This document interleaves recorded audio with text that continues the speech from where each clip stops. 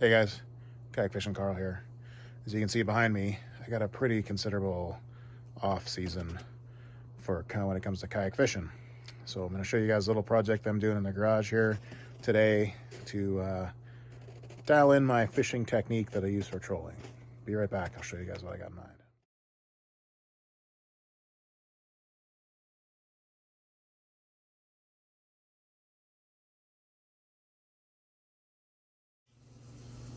Hey guys, so I just popped into the garage here to show what I'm working on today.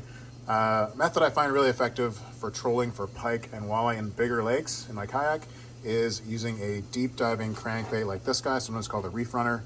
And this pattern is called Chrome Clown. So you guys notice it's got a shiny silver body, it's got a red head, and it's got a yellow back. So it's a pattern I really like. I kind of found myself using this pattern after trying a couple lures, and I've got lots of confidence in it. And these are the weights that I use to get those guys down nice and deep, even though it will dive. Sometimes I find if you got enough line out, the line or this bait might kind of begin to roll. And when that happens, it doesn't go down nice and deep. So to maximize my time with it at the best depth I can, I use these kind of crescent sinkers or mooching sinkers, they're sometimes called. So I've got 2 ounce, 3 ounce, 4 ounce, and even a 6 ounce right here.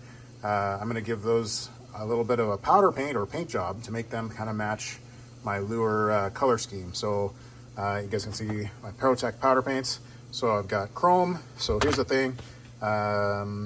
Here's one. I've kind of filed some of the dull spots or the seams off. You can see how dull the lead looks. These ones are only a few days out of the plastic and they're starting to already get a little bit dull. So I'm not going to just leave them raw lead. I'm going to use a chrome for the base color. I'm going to do a yellow on what's going to be the top of the weight, and I'm going to do red on the top, or on the very front leading edge there. You guys can see I've got some heat shrink to cover up my bead chain and whatnot, and the swivels on the front and back. And you guys, I found some little bowls to hold my powder paint that'll work with the bigger weights. So we'll come right back in a second here and I'll show you guys what I've come up with. Hey guys, so here's how I'm powder coating these weights. I'm holding them between two hemostats. So I just got the hemostats clamped on the loops on the end. You can see my heat shrink there to kind of protect the bead chain and the swivel on the other end so they don't get covered in powder paint and keep them from operating properly. I'm just running my heat gun and I'm heating this guy up for a couple seconds each side, maybe 30 seconds total to warm up the lead, and then I give it a swish through the powder paint. The trick for this was finding a little bowl that was both wide enough to fit the size of the weights that I want to do and deep enough that I wouldn't spread all the powder paint out and not be able to get any of it on my weights. So it seems to be working pretty good so far. Here's the last one that I just did. You can see it's nice and shiny. That's the chrome finish. And before long here, I'm going to do the yellow on the top and the red on the leading edge and show you what those guys look like right before I pop them in the oven. So stay tuned here, guys.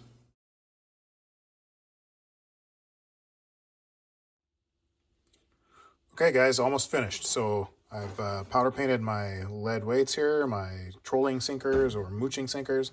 You can see I did chrome for the entire body, and then yellow along that top edge or the back, and red for the head there to match my lure.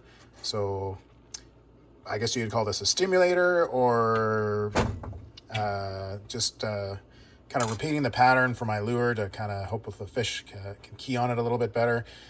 Is this going to work that great? I don't really know. I'm no expert. But it gives me confidence. So confidence is key. If you guys ever heard some of the pros talk about how they did it, or guys that win a lot of tournaments, they always catch on something that they're confident in. So this is my go-to pattern. This is my confidence pattern. I've got it in lots of lures in this pattern, and so I'm hoping that doubling this up so that my big visible sinker on my line has the same pattern as my bait is going to lead to some success. So downside of living up in northern Alberta, I got to wait a few months before I can try this out and confirm my suspicion. So guys, thanks for watching my little video. It's gone a little longer than I thought it was going to be honest. But this is Kayak Fishing Carl saying keep your line in the water. Hope to see you guys out there soon.